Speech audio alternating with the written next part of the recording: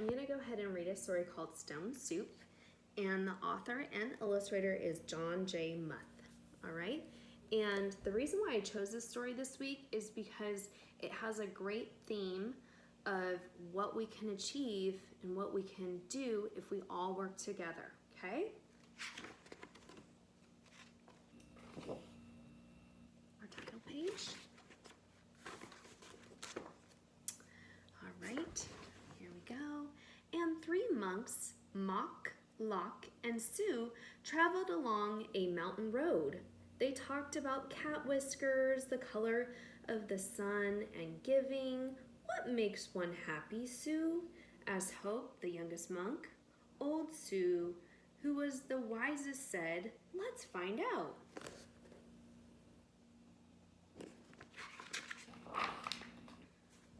The sound of a bell brought their gaze to the rooftops of a village below. They could not see from so high above that the village had been through hard times. Famine, floods, war had made the villagers weary and untrusting of strangers. They had even become suspicious of their neighbors. Okay, so we heard the word famine. Famine means there's no food. Okay, so the whole village, which is a smaller, like a town, didn't have any food, and we heard the word floods, so the rain had come into probably their houses. And then untrusting means they didn't trust anybody, and suspicious means they're kind of thinking that their own neighbors, they talked about how they became suspicious of their own neighbors, so they're even thinking their own neighbors might have wanted to steal from them. So that's not a good feeling. All right. The villagers worked hard, but only for themselves. There was a farmer, a tea merchant, a scholar, a seamstress, a doctor, a carpenter, and many others, but they had little to do with one another.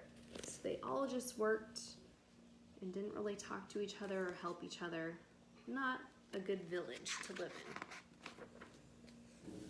When the monks reached the foot of the mountain, the villagers disappeared into their houses. No one came to the gate to greet them.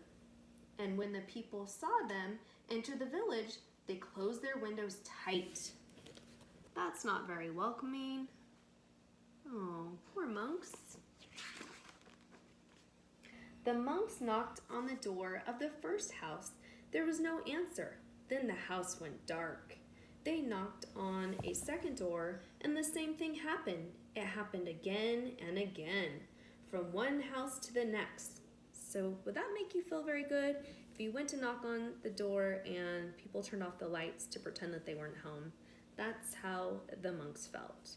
They didn't feel very welcomed again. These people do not know happiness. They all agreed. But today, said Sue, his face bright as the moon, we'll show them how to make stone soup. And that's the name of the title of the story. So let's find out what this whole stone soup business is all about. Here we go. They gathered twigs and branches and made a fire.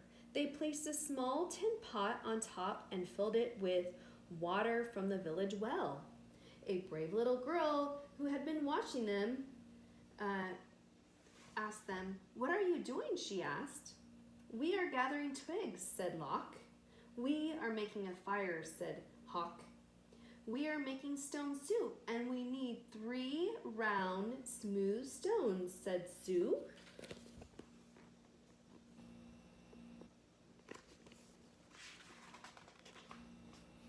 The little girl helped the monks look around the courtyard until they found just the right ones.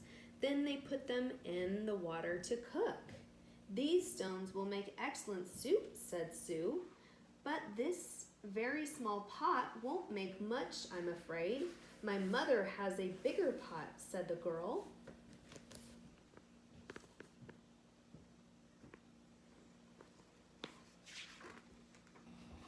The little girl ran home. As she started to take a pot, her mother asked what she was doing. "The 3 strangers are making soup from stones," she said. They need our biggest pot. Said the girl's mother. Stones are easy to come by. I'd like to learn how to do that. The monks poked the coals. As smoke drifted up, the neighbors peered out of the windows.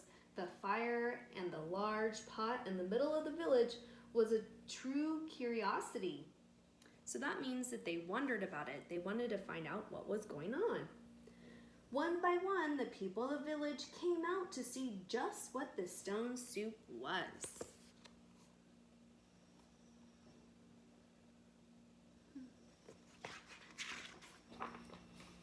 Of course, old-style stone soup should be well seasoned with salt and pepper, said Hoke. That's true, said Locke. As he stirred the giant pot filled with water and stones, but we have none. I have some salt and pepper, said the scholar, his eyes big with curiosity. He disappeared and came back with salt and pepper and even a few other spices. Sue took a taste. The last time we had soup stones for this size and color, carrots made the broth very sweet. Carrots? Said a woman from the back. I may have a few carrots, but just a few. And off she ran. She returned with as many carrots as she could carry and dropped them into the pot.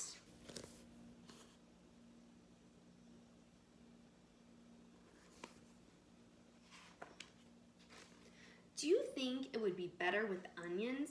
Asked Hawk. Oh yes, maybe an onion would taste good, said a farmer, and he hurried off. He returned in a moment with 5 big onions, and he dropped them into the bubbling soup. Now that's a fine soup, he said. The villagers all nodded their heads as the smell was very agreeable. But if only we had some mushrooms, said Sue, rubbing his chin. Several villagers licked their lips. A few dashed away and returned with fresh mushrooms, noodles, pea pods, and cabbages. Now they're starting to get a really delicious soup. Something magical began to happen amongst the villagers. As each person opened their heart to give, the next person gave even more. And this happened, and the soup grew richer and smelled more delicious. I imagine the emperor would suggest we add dumplings, said one villager. And bean curd, said another. What about cloud ear and mug beans and yams, cried others. And taro root and winter melon and baby corn, cried the villagers. Garlic, ginger root, soy sauce, lily buds. I have some, people cried out, and off they ran, returning with all they could carry. The monks stirred, and the pot bubbled. How good it smelled, and how good it would taste. How giving the villagers had become.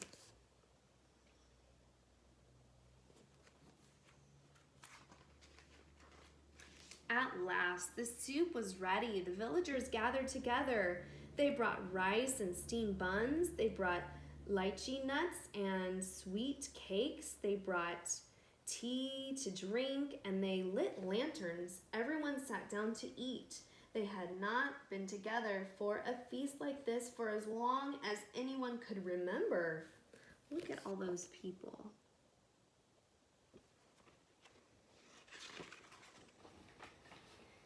After the banquet, they told stories, sang songs, and celebrated long into the night. Then they unlocked their doors and took the monks into their homes and gave them very comfortable places to sleep. What a difference. Now they're becoming very welcoming.